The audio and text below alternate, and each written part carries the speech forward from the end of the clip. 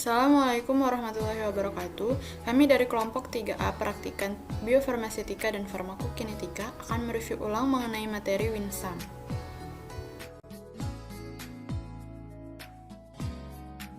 Software WinSam merupakan perangkat lunak versi Windows untuk konsep yang digunakan untuk memodelkan berbagai proses dalam sistem biologis dengan berdasarkan pada pendekatan model kompartemen. WinSam ini sangat cocok untuk menggambarkan kinetika sistem dari kompartemen. Kompartemen dianggap mengandung bahan yang homogen atau secara kinetik tidak dapat dibedakan dari bahan lain dalam kompartemen tersebut. Dalam banyak kasus, aliran material yang keluar dari sebuah kompartemen itu sebanding dengan jumlah material di dalam kompartemen, dan ini dikenal sebagai kinetika part D1.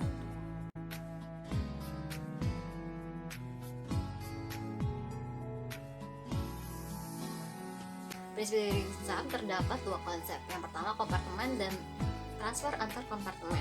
Kompartemen merupakan dasar dari zona di mana zat-zat homogen didistribusikan, dan transfer antar kompartemen menggambarkan proses yang bertanggung jawab untuk memindahkan zat dari satu zona tersebut ke zona yang lain. Data pada WinSam diolah pada suatu template dalam bentuk 2 atau 3 kompartemen. Kemudian dipilih model kompartemen yang paling sesuai untuk data tersebut. Alat dan bahan pada praktikum kali ini menggunakan alat. Yang pertama, alat tulis, lalu laptop yang telah diinstal software WinSam, SPSS, dan Minitab. Lalu bahan yang diperlukan berupa data farmakokinetika obat dalam darah, lalu data SPSS, dan data Minitab. Cara kerja pada praktikum kali ini, yang pertama, install aplikasi WinSam, lalu dibuka, klik edit dan pilih WinSam Working File, diisi data sesuai data darah berdasarkan template, diklik Save and Exit, lalu diklik Command and pilih Deck, klik Command dan pilih Solve, klik Command dan pilih Iterate, dipastikan proses Dex hingga proses Iterate tidak error, dan lakukan Iterate hingga muncul tulisan No iteration are possible. Lalu diketik plot key 1 dan enter, lalu atur bentuk kurva hingga sesuai dengan yang seharusnya dengan mengubah nilai P dan L, lalu diklik file dan pilih save plot as, simpan kurva dalam bentuk JPG, dilanjutkan kembali ke halaman utama dan klik OK, lalu pilih save and disimpan.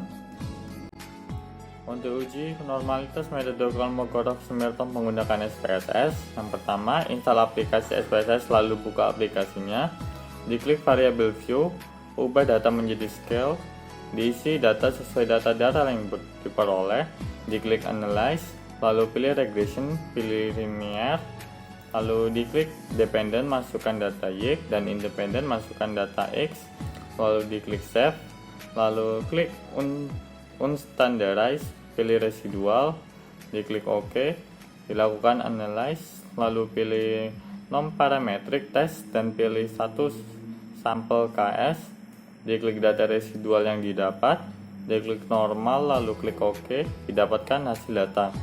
Lalu untuk uji normalitas metode Kolmogorov-Smirnov menggunakan Minitab, yang pertama, install aplikasi Minitab lalu buka aplikasinya, diisi nilai QC dan QO pada tabel Minitab, diklik Start, pilih Basic Statistic, dipilih Normality Test, diisi variabel QC dan QO, diklik Test for Normality Kolmogorov-Smirnov, diklik OK, didapatkan grafik nilai P value.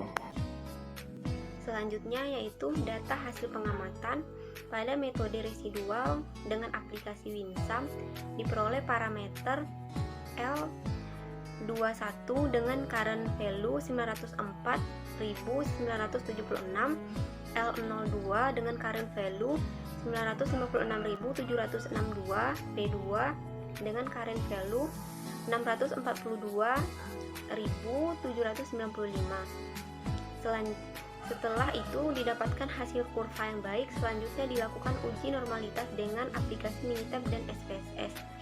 Metode residual dengan aplikasi Minitab diperoleh p-value besar dari 0,02 maka data terdistribusi dengan normal dikarenakan nilai absorbansinya bersinggungan dengan garis kurva atau garis prediksi pemodelan.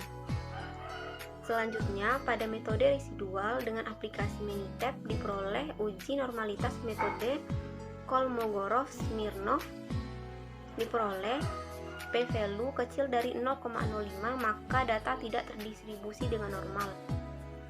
Metode residual dengan aplikasi SPSS diperoleh kesimpulan bahwa nilai residual terdistribusi dengan normal karena sig besar dari 0,05. Selanjutnya, pada metode Wagner-Nelson dengan aplikasi WinSum diperoleh parameter L21 dengan nilai 23.105, L02 dengan current value 0, P2 dengan current value 433.999. Nah, pada metode Wagner-Nelson dengan aplikasi Minitab diperoleh P besar dari 0,05, maka data terdistribusi dengan normal. Selanjutnya yaitu pada metode Wagner-Nelson dengan aplikasi Minitab dengan uji normalitas metode Kolmogorov-Smirnov diperoleh P kecil dari 0,05 maka data tidak terdistribusi dengan normal dikarenakan nilai absorbansinya tidak bersinggungan dengan garis kurva atau garis prediksi dari pemodelan. Metode Wagner-Nelson dengan aplikasi SPSS diperoleh kesimpulan bahwa nilai residual terdistribusi normal karena nilai sig besar dari 0,05. Kesimpulan pada praktikum kali ini yang pertama, prinsip aplikasi atau program dari WinSum ini melakukan prediksi terhadap modeling dan menganalisis data dari kompartemen satu dengan lainnya. Sehingga melalui modeling dan analisis ini dapat diketahui bagaimana proses pemindahan materi berdasarkan angka serta notasi yang digunakan. 2. Keunggulan menggunakan software WinSum antara lain pengerjaannya yang lebih cepat dan lebih efisien, dukungan lebih baik dan fleksibel pada graphic plotting, sistem ekspor ke format file gambar atau word processor.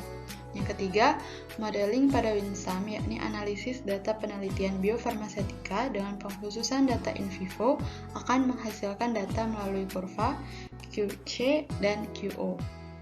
4. Dengan program Minitab, data QC akan terdistribusi normal apabila nilai p-value lebih dari 0,05. Jika data p-value kurang dari 0,05, maka data tidak terdistribusi secara normal. Yang kelima, pemodelan farmakokinetik berfungsi untuk memprediksikan konsentrasi obat di dalam plasma, jaringan, dan urin, dan mengkalkulasikan dosis optimum obat. Mungkin itu saja penyampaian dari kami. Terima kasih telah menyaksikan. Sampai jumpa lagi. Wassalamualaikum warahmatullahi wabarakatuh.